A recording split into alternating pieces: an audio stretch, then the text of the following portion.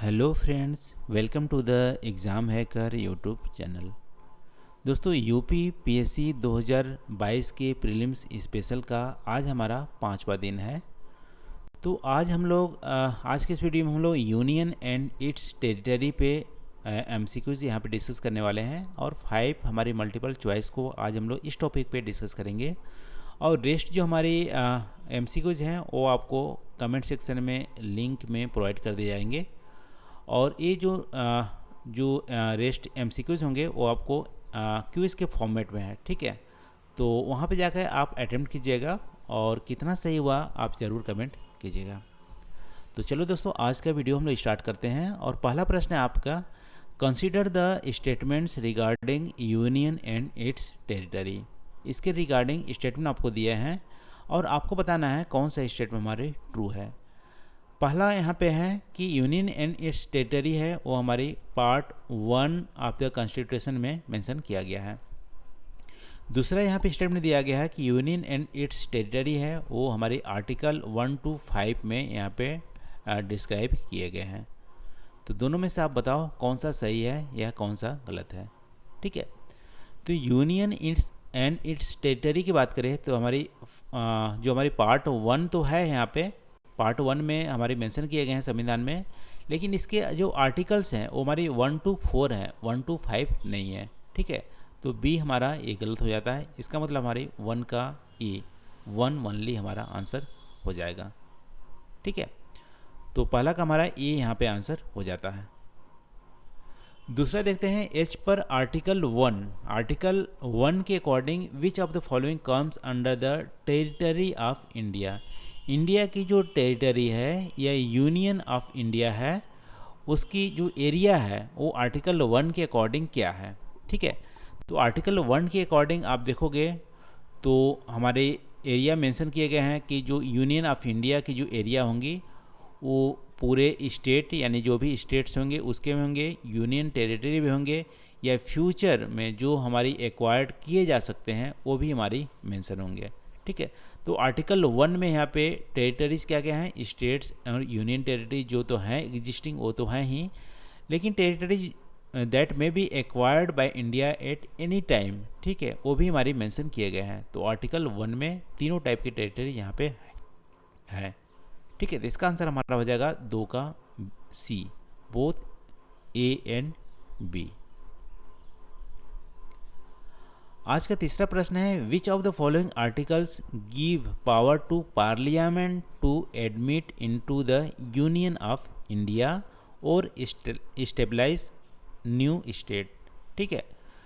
तो यहाँ पे क्वेश्चन बोल रहा है कि कौन सा आर्टिकल पार्लियामेंट को पावर देता है कि जो यूनियन ऑफ इंडिया है, ठीक है, यूनियन ऑफ इंडिया मतलब जो हमारे एग्जिस्टिंग अभी इंडिया की एरिया है उसमें नया एरिया भी एडमिट किए जा सकते हैं या नए स्टेट को इस्टेब्लिश किए जा सकते हैं, ये किस आर्टिकल में मेंशन किया गया है, ठीक है। तो आर्टिकल 1 में अभी हम लोग देखें कि 3 टाइप की टेरिटरी का मेंशन है, लेकिन पार्लियामेंट को यहाँ पे पावर की बात नहीं की गई है, ठीक है। आर्टिकल 2 में यहाँ पे पार्लियामेंट को पावर दिया गया है कि यूनियन ऑफ जो इंडिया है उसमें नए जो एरिया हैं उसको भी एडमिट यहाँ पे किए जा सकते हैं, ठीक है। तो यहाँ पे 3 का हमारा बी आंसर हो जाएगा। आर्टिकल 3 की बात करें तो आर्टिकल 3 में जो एग्जिस्टिंग हमारी जो एरियाज़ हैं स्टेट्स की या यूनियन टेरिटरी की उसको यहाँ पे चेंजेस कर सकता है पार्लियामेंट, और पार्लियामेंट में बिल लाने से पहले प्रेसिडेंट की जो एक तरह से रिक्वेस्ट है या प्रेसिडेंट की एक तरह से जो वहाँ पे हाजी है वो हमारी ज़रूरी है। और प्रेसिडेंट इस टाइप की यदि हाजी भरने से पहले जो बिल है वो कंसर्न स्टेट को जो वहाँ पे आप बोल सकते हैं उनकी जो कंसर्न्स हैं उसको लेना ज़रूरी होता है, ठीक है। तो यहाँ पे वैसे 3 का बी आंसर हो जाएगा। पार्लियामेंट को पावर दी गई है कि नए जो एरिया है यूनियन में एडमिट कर सकते हैं, और तो 3 का हमारा बी आंसर हो गया। चौथे देख लेते हैं, which of the following article deals with the internal readjustment of the territories of India. यानी कि इसका मतलब है कि यूपी की यदि एरिया को चेंजेस करना है, बढ़ाना है, घटाना है, या अदर यूनियन टेरिटरी दिल्ली को स्टेट बनाना है, तो इन सब चीज़ों किस आर्टिकल से ये पावर मिलती है। तो आर्टिकल यहाँ पे 3 हो जाएगा। आर्टिकल 3 में इंटरनल रीएडजस्टमेंट जो एरिया है इंडिया की, उसकी बात की गई है। तो 4 का हमारा सी यहाँ पे आंसर हो जाता है। आर्टिकल 2 में क्या दिए गए हैं कि नए जो एरिया भी एडमिट किए जा सकते हैं यूनियन ऑफ इंडिया में, उसकी भी पावर दी गई है। तो यहाँ पे 4 का हमारा सी आंसर हो जाता है।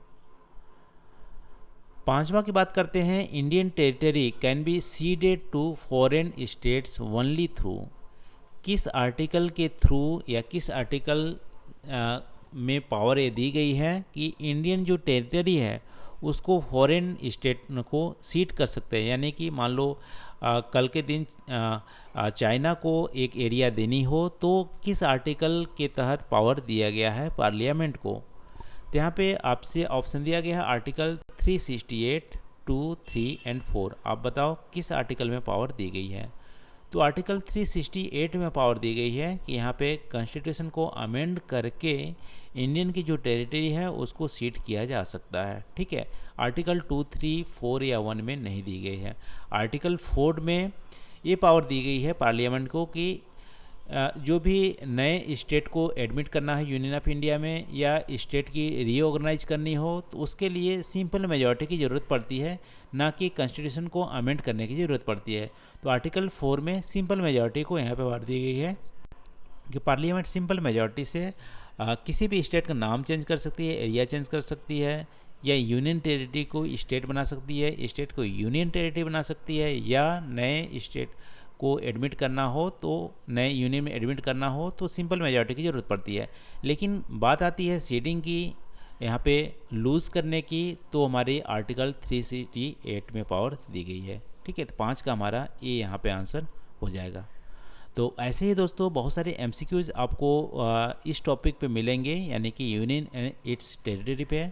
आप कमेंट सेक्शन में जाना, लिंक जो है वहाँ पे क्लिक करके आप जो क्यूज फॉर्मेट में दिए गए हैं उसको आप अटेम्प्ट कीजिएगा और कमेंट करके ज़रूर बताइएगा कि कितना आपने सही किया।